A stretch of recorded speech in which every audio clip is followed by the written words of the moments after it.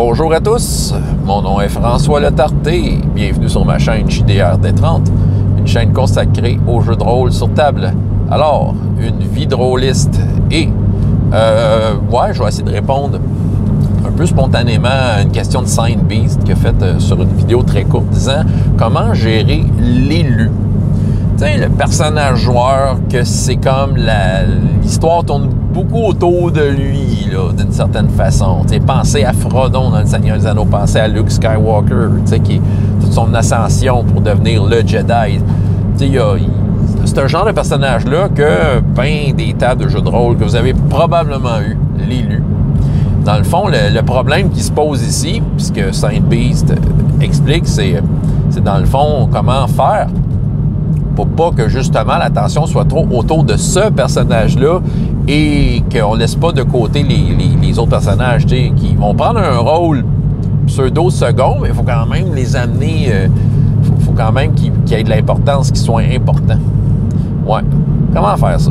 Puis là, moi, ce que je vais faire, je sais pas à quel point je vais avoir une réponse toute faite, là, mais je vais parler de situations que je vois dans des games que j'ai faites ou que je fais.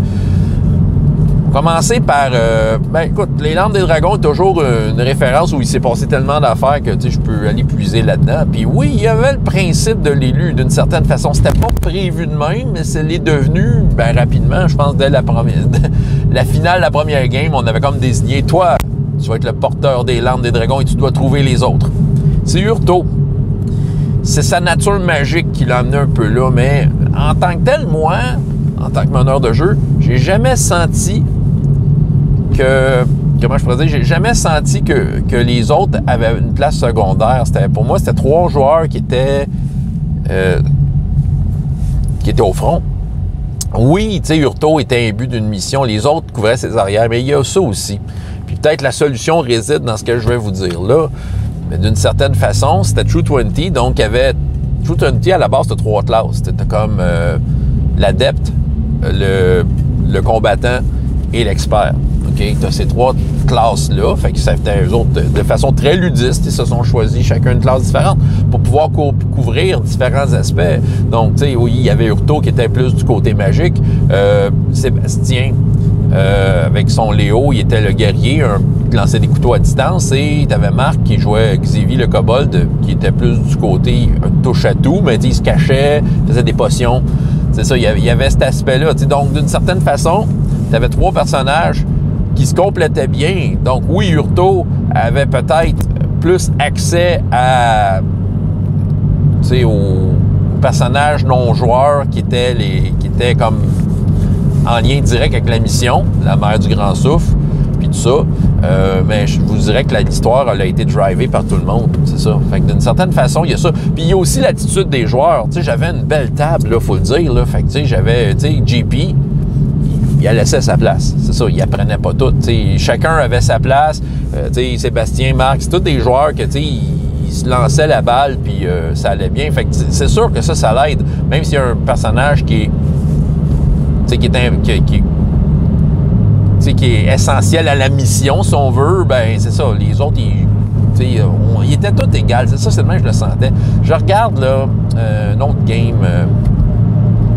présentement, je regarde, mettons, avec mon fils Jacob, il y a... non, c'est peut-être pas un bon exemple. C'est peut-être pas... je vais le dire pareil, là, vu que j'ai un peu ouvert la porte, mais il y a comme la joueuse elfe magicienne qui s'est retrouvée avec l'épée de la princesse vampire. Soudainement, elle va avoir... c'est sûr que l'histoire va tourner. Là, je prévois que l'histoire... OK, c'est intéressant. Dans le fond, l'histoire va probablement... bien des chances que ça va tourner autour de elle, de l'épée, de la relation qu'elle a avec l'épée, qu'est-ce qu'elle va faire avec l'épée, puis toute l'attention que ça va attirer au niveau des personnages non-joueurs. Je trouve que présentement, la petite campagne avec mon fils, qu'on joue une fois par mois, là, mais je trouve qu'elle a pris un curve d'intérêt, autant pour moi, autant pour les joueurs. Là, soudainement, ils ont de quoi de concret, là, puis j'ai bien hâte de voir. Fait que c'est sûr que l'attention va avoir beaucoup de choses à cause de ça. OK. Mais je pense que je vais le traiter pareil que dans Lampes des Dragons. On va dire, dans le fond, tout le monde va être au front pour cette affaire-là. Ils vont tous être complices dans cette affaire-là, tout dépendant de ce qui se passe. Parce qu'il va avoir... Elle pourra pas... Tu sais, t'as beau être élu, tu peux pas le faire tout seul. T'sais, tu peux pas arriver là tout seul. T'sais, dans le Seigneur des Anneaux, donc Frodon, il arrive pas tout seul. T'sais, oui, il y a Sam tout le long, mais même à ça, à distance, il se passe des affaires avec les autres personnages qui prennent de l'importance, puis il attire l'attention de Sauron ailleurs pour être sûr que l'anneau puisse se rendre. Vous connaissez l'histoire, mais oui, j'ai pas besoin de vous la raconter. Bon, c'est ça. Sinon, mettons Star Wars, Luke Skywalker. Ben, il n'est pas tout seul là-dedans, là, il n'est pas tout seul. Il y a des fois c'est ça, il se trompe quand il le fait seul. C'est ça, dans l'Empire contre-attaque, Luke Skywalker, qui est l'élu, a décidé qu'il était pour régler le problème, puis il est parti. C'est ça. Puis je pense que dans le film, il se fait dire « Non, tu as besoin des autres. » Voilà. C'est pour ça que pour moi, c'est pas tant un problème d'histoire de l'élu. Posons la question aux joueurs, est-ce qu'ils sont à l'aise que quelqu'un ait ce rôle-là, d'une certaine façon? Moi, en fait, pour l'Arme des Dragons, j'ai pas posé la question. Mais j'ai pas senti le malaise non plus. J'ai pas senti que personne n'était mis à part. J'étais complètement à l'écoute. Un joueur arrivé avec de quoi, élu ou pas, même si ce qui a rapport à l'élu se passait à ce moment-là, ben, le joueur, là, à ce moment-là, est important. Puis chacun a eu son moment où est-ce qu'il prenait plus d'importance. Puis non, ça a toujours été un travail d'équipe. Je pense que c'est ça. Là. Je pense que c'est pas tant un problème. Faut juste... C'est ça. Faut juste comme constamment, comme un groupe régulier, envoyer des problèmes à tout le monde. C'est ça. Puis voir ce qu'ils vont faire avec. C'est ça. Puis l'élu, ben, oui, il a sa job, là. Je pense qu'il ne faut pas trop non plus...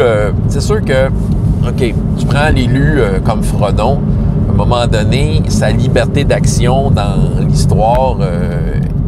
est pas très cool. T'sais, dans le fond, il est très esclave de l'anneau. C'est ça. Donc ça, c'est peut-être un piège aussi. T'sais, il y a peut-être l'élu que l'attention tombe dessus, mais tu sais, là, c'est comme l'élu victime de son fardeau. Ça, il faut faire attention à ça. Il faut quand même que le joueur reste un joueur qui a une liberté d'action avec cette petite responsabilité-là de plus. Mais ça, il faut faire attention. C'est pour ça que là, je reviens à mon histoire d'épée de princesse vampire. Ben, c'est ça, on va faire attention. Ben, je sais ce que l'épée va faire. Je sais que l'épée, il y a une certaine malédiction. Puis je sais pas comment les joueurs vont virer ça, mais l'épée, elle est maudite. Donc là, c'est ça. Clairement, oui, je vais pénaliser le joueur à un moment donné, mais je vais m'assurer qu'elle ait toujours liberté de mouvement.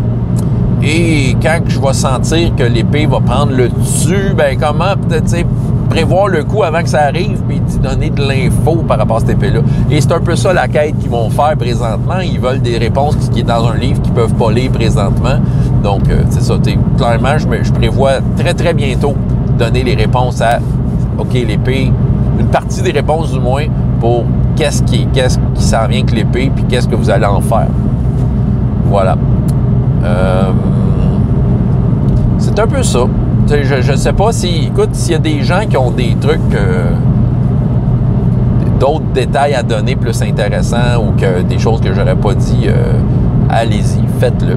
Mais ce serait ma spontanée petite exposé sur l'élu en tant que personnage joueur dans le jeu de rôle. Voilà, François Letard, JDR D30, et jusqu'à la prochaine fois, ayez autant de plaisir dans la vie que dans les jeux. Au revoir.